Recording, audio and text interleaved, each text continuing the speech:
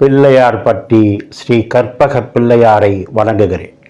ஆதித்யாய சோமாய மங்களாய புதாயச குரு சுக்கிர சனி பெயர்ச்ச ராகுவே கேதுவே நமோ நமக. நமது வாழ்க வளமுடன் ஜோதிடம் யூடியூப் சேனல் நேயர்கள் அனைவருக்கும் உங்கள் அஸ்ட்ரோ TS மோகன் ராவின் அன்பான வணக்கம், வாழ்த்துக்கள். இப்போ நாம் இந்த மாதத்தில் என்ன பார்க்க போகிறோம்னா 2025 ஜனவரி மாத பலன்கள் பார்க்க போகிறோம். எப்பவும் போல தான் வழக்கம் போல் 12 ராசிக்கும் தனித்தனி வீடியோ வரும். அதுக்கு முன்னாடி இந்த மாதத்தில் கிரகங்கள் எங்கே இருக்குன்னு பார்ப்போம். ரிஷப வீட்டில் குரு பகவான் தன்னுடைய பயணத்தை நடத்தியிருக்காரு. கடக வீட்டில் செவ்வாய் பகவான் தன்னுடைய பயணத்தை நடத்தியிருக்காரு. கேது பகவான் கன்னி வீட்டில் தான் இருக்கார். சூரியனும் புதனும் இங்கே வந்துடுவாங்க, இங்கே வந்து தனுசு வீட்டுக்கு வந்துடுவாங்க. அதே மாதிரி கும்ப வீட்டில் சனி பகவானும் சுக்கிரனும் பயணம் பண்ணிகிட்டு இருக்காங்க. மீன வீட்டில் ராகு பகவான் பயணம் பண்ணிகிட்டு இருக்காரு. ஆல்ரெடி இந்த மாதம் முழுவதுமே சிறப்புகள் நிறையா இருக்குது. என்ன காரணம் அப்படின்னா, முதல்ல ஆங்கில புத்தாண்டு ஜனவரி 1ஆம் தேதி. உங்கள் எல்லாருக்கும் மீண்டும் என்னுடைய ஆங்கில புத்தாண்டு வாழ்த்துக்கள். அடுத்து பார்த்தீங்கன்னா 14ஆம் தேதி தைப்பொங்கல். உங்களுக்கெல்லாம் தெரியும், தமிழர் திருநாள் சொல்கிறது. அந்த சூரியனுக்கு நாம் விழா எடுக்கிறது. மறுநாள் மாட்டுப்பொங்கல். நமக்காக உழைக்கக்கூடிய அந்த மாடுகளுக்கு ஆடுகளுக்கு திருவிழா. இப்படி கிராம பகுதிகளில் வெறும் விசேஷமாக இருக்கும். அந்த நியூ இயர் கொண்டாடக்கூடிய அனைத்து தரப்பு மக்களுக்கும், தைப்பொங்கல் மாட்டுப்பொங்கல் கொண்டாடக்கூடிய அனைத்து தரப்பு மக்களுக்கும் நம்மளுடைய யூடியூப் சார்பாக அனைவருக்கும் அன்பான வணக்கத்தையும் வாழ்த்துக்களையும் தெரிவிச்சுக்குவோம். அடுத்து ஜனவரி 26ஆம் தேதி குடியரசு தினம் நாடு முழுவதும் கொண்டாடுவோம். அந்த விழாவை கொண்டாடக்கூடிய அனைத்து தரப்பு மக்களுக்கும் நம்மளுடைய வாழ்த்துக்கள். பொதுவாக நீங்கள் என்ன தெரிஞ்சுக்கணும்னா, இது பொது பலன் தான். 12 ராசி தனித்தனி வீடியோ. ஒவ்வொரு ராசியிலையும் கோடிக்கணக்கான பேர் பிறந்திருப்பாங்க. எல்லாருக்கும் அக்யூரேட்டாக இருக்காது இந்த பலன், சுமார் தான். ஏன்னா உங்கள் இண்டிவிஜுவல் ஜாதகம் தான் சரியாக இருக்கும். அப்போ இதுக்கு பலன் இருக்கானா? இருக்குது. ஒரு 20% 25% நீங்கள் எடுத்துக்கலாம். எந்த வயசோ உங்கள் வயசுக்கு தகுந்த மாதிரி. ஜாதகத்தில் நல்ல தசபுத்தி நடந்தால், இதில் நல்ல பலன்கள் சொன்னால் கூடுதலாக நன்மைகள் கிடைக்கும். இதில் பாதகமாக இருந்து ஜாதகத்துலேயும் சாதகமாக இல்லைன்னா மைனஸ் அதிகமாக இருக்கும். இல்லை அதில் சாதகமாக இருந்து இதில் மைனஸாக இருந்தால் எல்லாம் கலந்துருக்கும். இதுதான் இந்த பலன். நீங்கள் நேயர்கள் என்ன தெரிஞ்சுக்கிறீங்கன்னா, இப்போ தான் இந்த சேனலை பார்க்குறீங்க அப்படின்னா சப்ஸ்கிரைப் பண்ணிக்கோங்க, லைக் பண்ணுங்கள், உங்கள் உறவினர் நண்பர்களுக்கெல்லாம் சொல்லுங்கள். இந்த சேனல் இந்த அளவுக்கு விரிவாக வந்துக்கிட்டு இருக்குன்னா நீங்கள் தான். நீங்கள் இல்லைன்னா நான் இல்லை, இந்த சேனல் இல்லை. உங்களுடைய ஆதரவும் உற்சாகமும் ரொம்ப முக்கியம். ஆதரவு கொடுக்குற வாடிக்கையாளர்களுக்கு ரொம்ப நன்றி. என்கிட்ட யாருக்காவது ஜாதகம் பார்க்கணும்னா கீழே இருக்கிற நம்பருக்கு ஃபோன் பண்ணுங்கள். நான் வாட்ஸ்அப் நம்பர் தரேன், ஜாதகம் பார்க்கலாம். இப்போது நாம் 14ஆம் தேதி இந்த வீட்டில் இருக்கிற சூரிய பகவான் மகர வீட்டுக்கு வந்துடுவார். இங்கே இருந்தால் இதுக்கு வந்து மார்கழி மாதம். இந்த சூரியன் 14ஆம் தேதி மகர வீட்டுக்கு வந்துடுவார். மகர வீட்டுக்கு வந்தால் இதுக்கு பேர் தை மாதம் அப்படின்னு சொல்கிறது.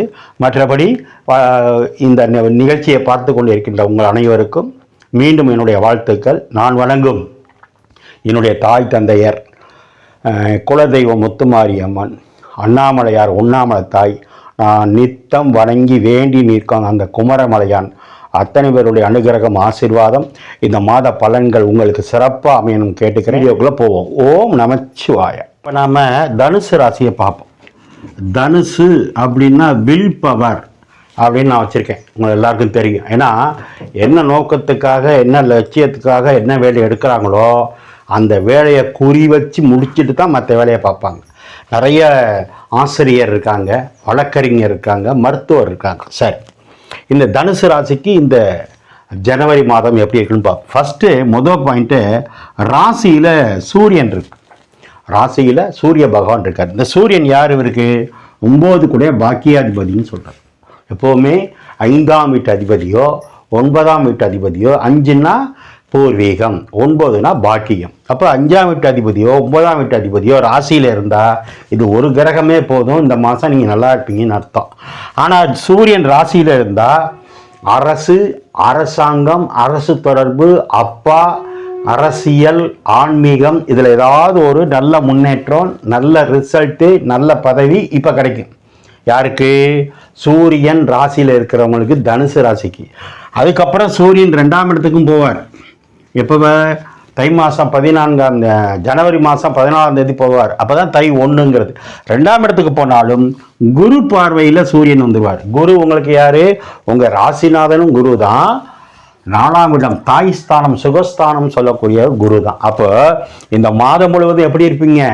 சூரியன் குரு பார்வையில் இருக்கு, சூரியன் ராசியில் இருக்கிறதுனால சூரியன்னா வெளிச்சம், சூரியன்னா ஒளி, சூரியன்னா புகழ், சூரியன்னா அதிர்ஷ்டம், சூரியனா சம்பாத்தியம், இப்படி நிறைய சொல்லிட்டே போகலாம். ஆக இந்த மாதம் பிரகாசமான வாழ்க்கை, உங்கள் வயசுக்கு தகுந்த மாதிரி, உங்களுடைய எண்ணங்களுக்கு தகுந்த மாதிரி, உங்களுடைய தசாபுத்திக்கு தகுந்த மாதிரி இந்த சூரியனால் நிறைய பலன்கள் கிடைக்க போகுது, நல்ல பலன்கள் கிடைக்க போகுது. சரி, இப்போ ராசியிலே யார் இருக்கா? புதன் இருக்கார். புதன் யார் உங்களுக்கு?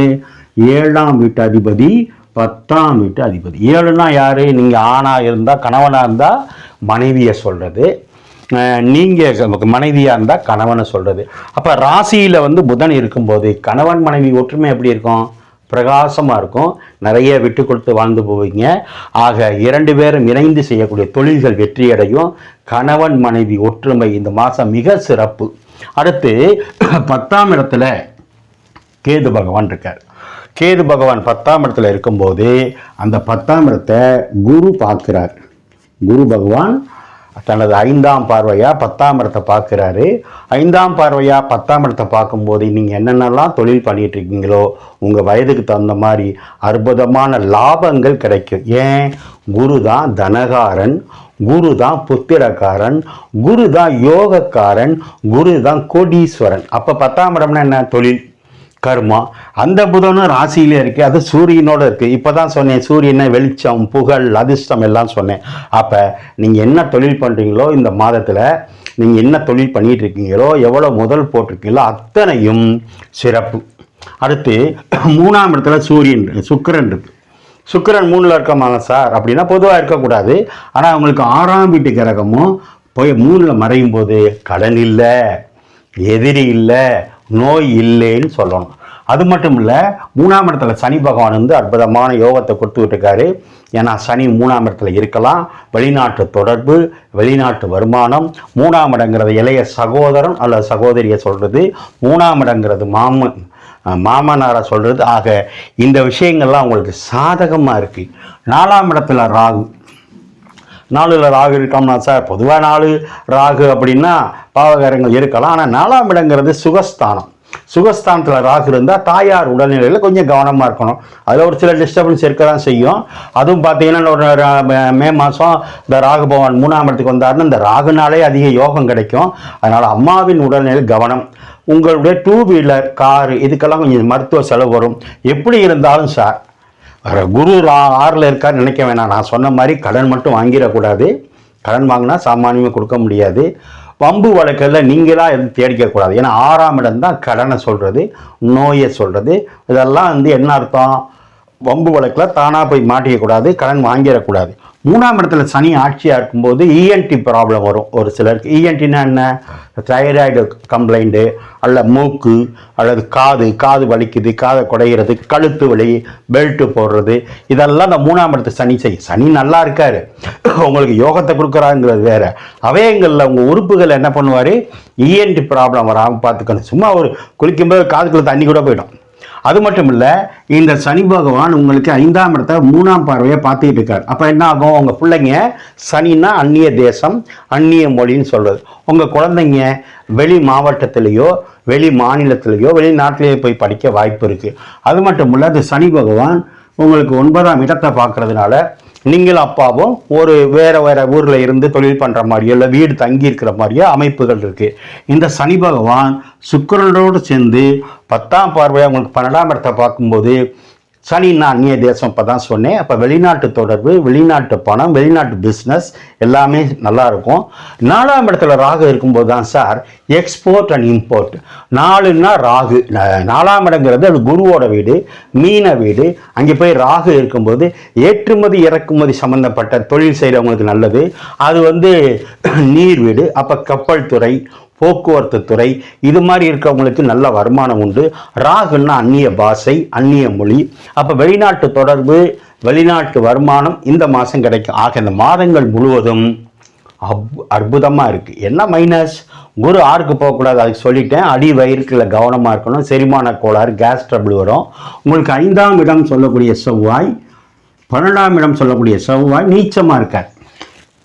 செவ்வாய் 8ல் இருக்காரு, நீச்சமாக இருக்காரு. பொதுவாக இருக்கக்கூடாது. ஆனால் சந்திரனுடைய வீடு செவ்வாய்ங்கிறதுனால நீச்சம்ங்கிற பெரிய அளவுக்கு நம்ம எடுத்துக்க வேணாம்.